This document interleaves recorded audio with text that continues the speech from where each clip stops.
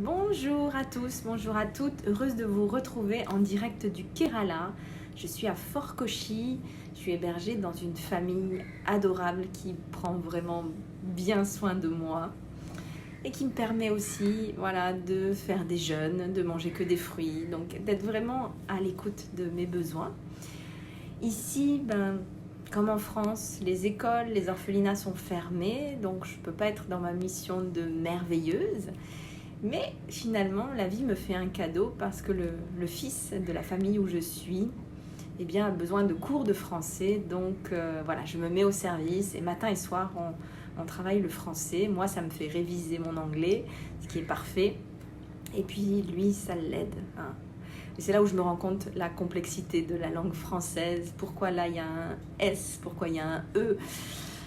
Donc, difficile à expliquer, mais on y arrive et on prend surtout ça de manière légère, ludique. Et on sait que ça a un but pour lui dans son futur métier, dans son avenir. Et puis, ses parents qui reçoivent en fait des étrangers, pour lui, ça sera génial de parler anglais et français. Donc, c'est génial. Alors, comme vous, ici, le corona est présent, est présent. En tout cas, on se protège, voilà. Donc, il y a beaucoup de choses qui sont fermées, tous les sites touristiques, il n'y a plus aucun avion, donc plus de touristes qui arrivent ou qui repartent. Donc, voilà. Mais je reste confiante. Je sais que tout ça a sa raison d'être. Si on prend vraiment de la hauteur, de rester dans notre cœur, liés les uns aux autres, à nous entraider, et ne pas tomber dans la peur et l'anxiété du manque, mais plutôt prendre ça peut-être comme un cadeau mal emballé, comme je les appelle, un temps d'introspection, peut-être où on va profiter de sa famille, où on va prendre un temps sur soi pour méditer, pour voir comment on peut changer ce monde. Voilà un peu mon état d'esprit. Donc mon groupe, le groupe que j'accompagnais depuis 11 jours est reparti en France. Ils ont eu leur billet annulé et puis le lendemain, il y a eu un autre vol. Et c'était vraiment les derniers vols. Donc je suis contente pour eux qu'ils aient pu rejoindre la France et leur famille. Et moi, je m'adapte en fait à ce nouvel environnement. Je ne peux pas aller dans les écoles et les orphelinats. Je ne peux pas aller non plus à l'ashram de Hamma qui est fermé.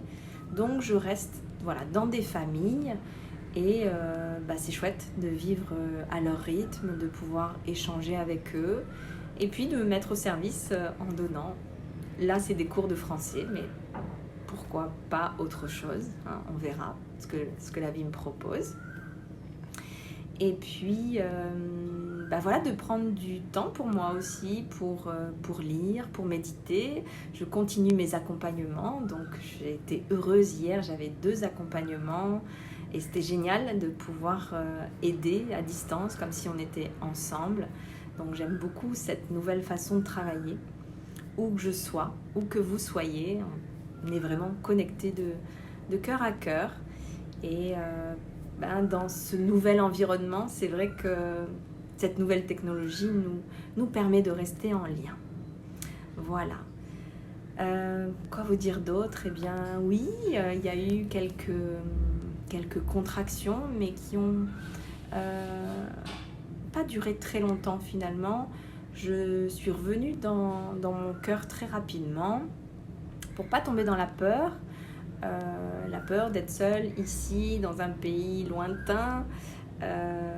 Non, de voir ça comme une opportunité de transformation, comme une ouverture, être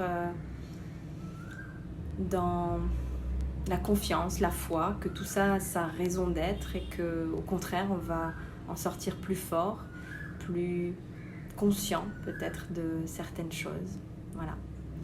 Donc, je suis ravie de vous voir, Sophie, Christophe, Jean-Michel, Florence. Merci d'être là. C'est toujours bon de faire des lives. Alors, je sais qu'il y a un décalage horaire de 4h30, c'est pas énorme.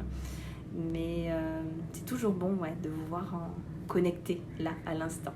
Et puis, il y a tous ceux qui le verront en replay.